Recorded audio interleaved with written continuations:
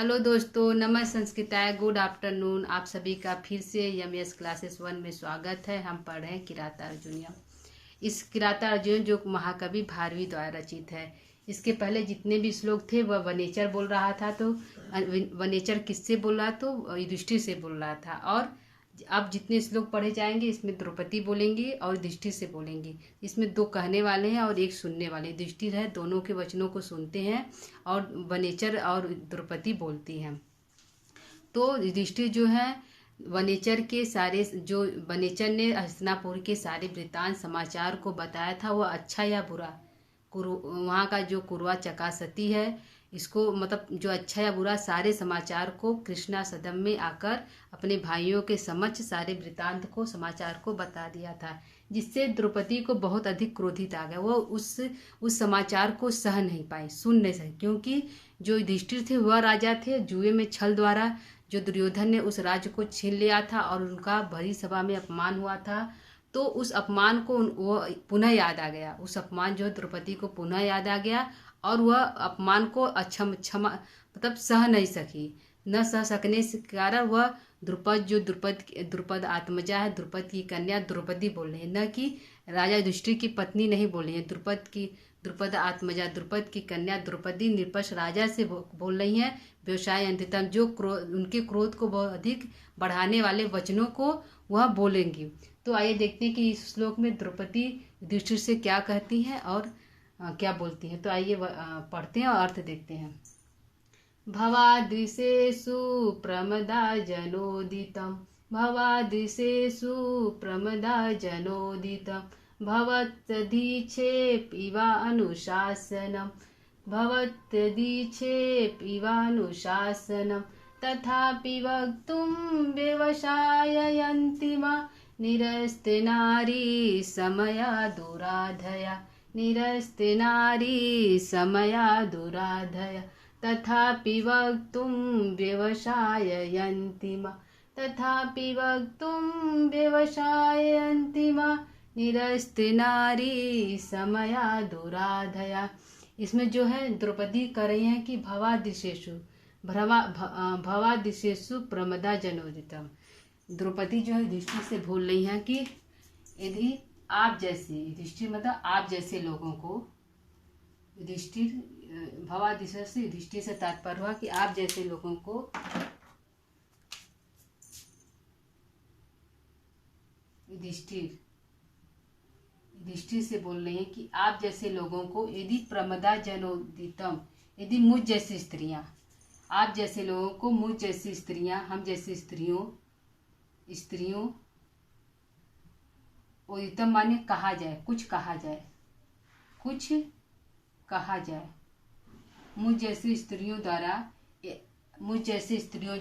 द्वारा आप जैसे लोगों को, क्योंकि आप जो राजा युधिष्ठिर हैं वो चक्रवर्ती राजा, हस्तिनापुर के राजा रह चुके हैं, बहुत विद्वान और सुलझे हुए हैं। तो यदि मैं आप जैसे राजा से यदि कुछ कहूँ, मुझ जैसी स्त्री यदि कुछ, और माने कुछ कहा जाए, तो यदि शासित किया जाए, बताया जाए कि ऐसे कार्य को करिए, यदि इवा अनुशासन, यदि मैं अनुशासित करूँ, यदि आप जैसे राजा को मुझ जैसी स्त्रियां कुछ अनुशासित करें, तो भवत्स धिक्षेप इवा, तो इसमें आपका अपमान ही होगा, आपका तिरस्कार भी होगा। द्रौपदी करें कि हे राजन, हे राजा, यदि मुझ जैसी स्त्रियां आप जैसे विद्वान राजा को यदि कुछ समझाएं, कुछ अनुशासित करें, शासनम अनुशासनम मतलब कुछ बताएं, अनुशासित करें, तो आप जैसे लोगों का मुझ जैसी स्त्रियों द्वारा यदि कुछ अनुशासित करे, बताया जाए, तो भवास दिक्षेप, आपका अपमान ही होगा, तिरस्कार ही होगा।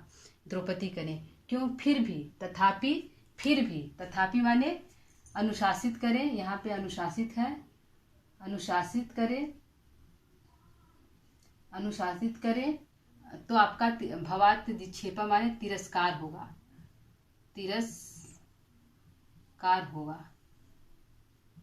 आपका तिरस्कार होगा। फिर भी, तथापि माने फिर भी, वक्तुम माने कहने के लिए, फिर भी कहने के लिए, तथापि वक्तुम फिर भी कहने के लिए, फिर भी कहने के लिए, व्यवसाय व्यवसाय अंतिमा प्रेरित कर रही हैं। माम माने मुझे, माम माने मुझे, द्रौपदी का इससे बोध हो रहा है मुझे, फिर भी मुझे व्यवसाय अंतिमा प्रेरित कर रही हैं, प्रेरित कर रही हैं।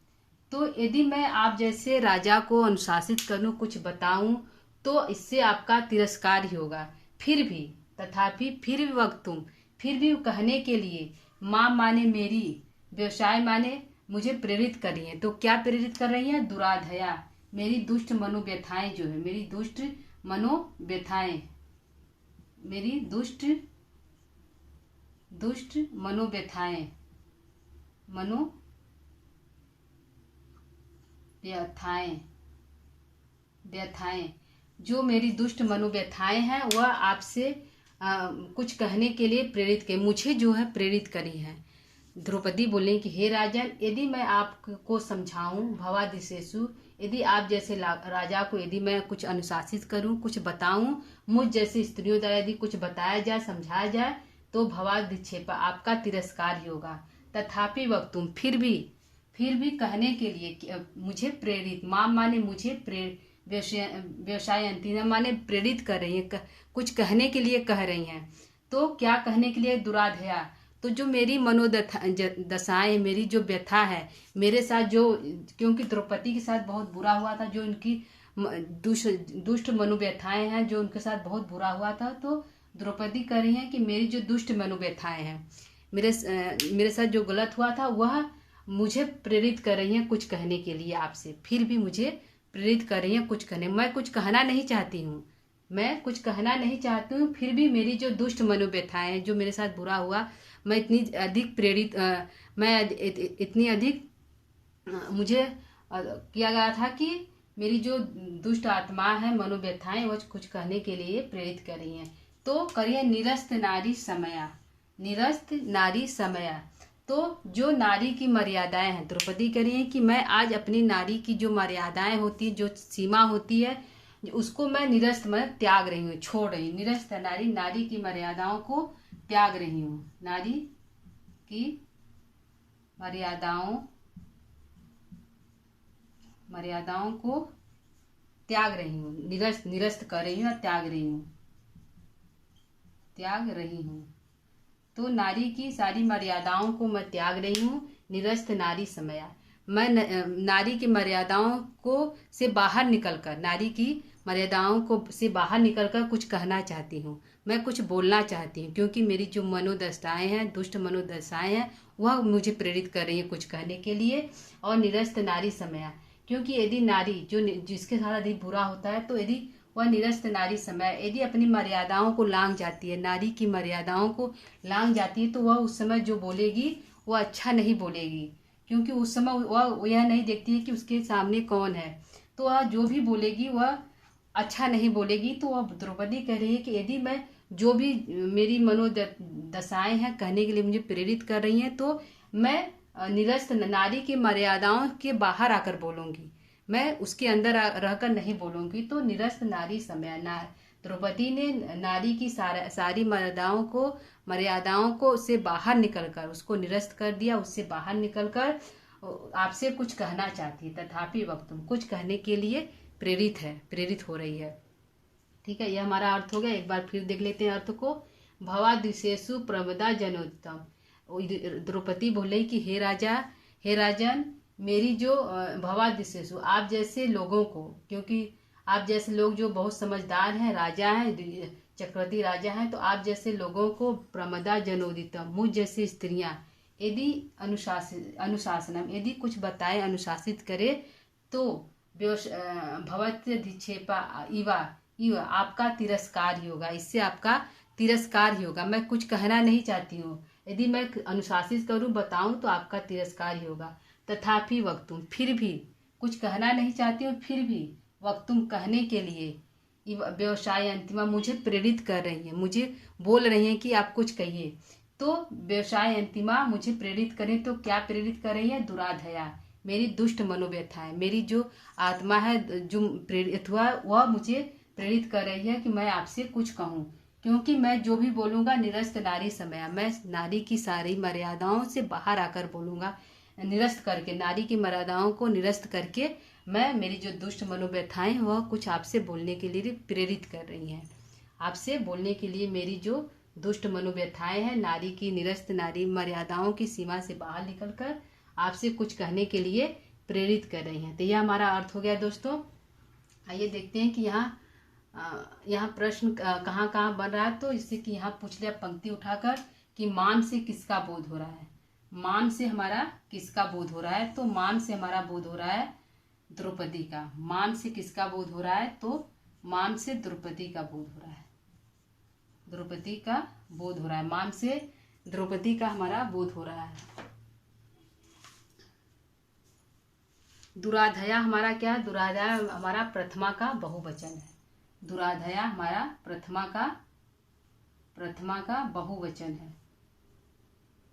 बहुवचन वचन है। वक्तु में तुमुन प्रत्यय है। वक्तु में तुमुन प्रत्यय है। भवत जिक्षेप में यट संधि है। तुमुन प्रत्यय हमारा वक्तु में है, तुमुन प्रत्यय है और इसमें यट संधि हमारा है। भवती धन अधिक्षेप यट संधि हमारा यहाँ पर है।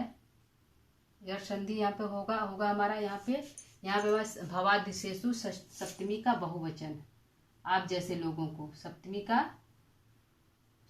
का बहुवचन है। सप्तमी का बहुवचन।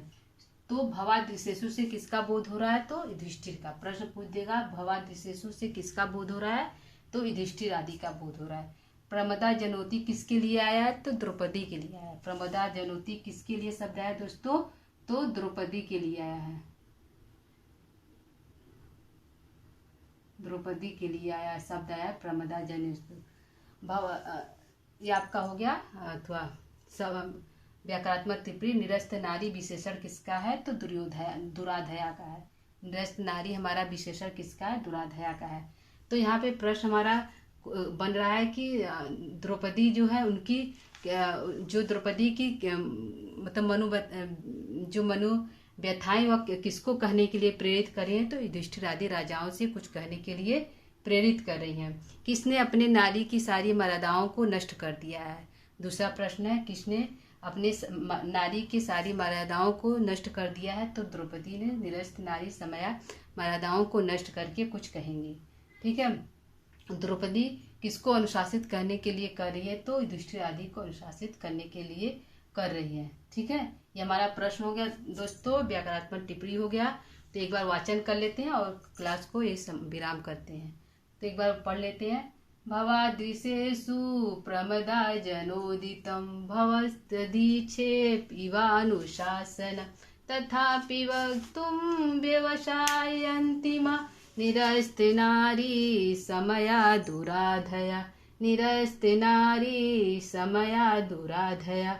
अपने नारी की मर्यादाओं से बाहर आकर उसकी मनोव्यथाएं माम माने मुझे कुछ कहने के लिए प्रेरित कर रही हैं। तो ये हमारा अर्थ हो गया दोस्तों। तो क्लास को ये समाप्त करते हैं, विराम करते हैं। नमः संस्कृताय।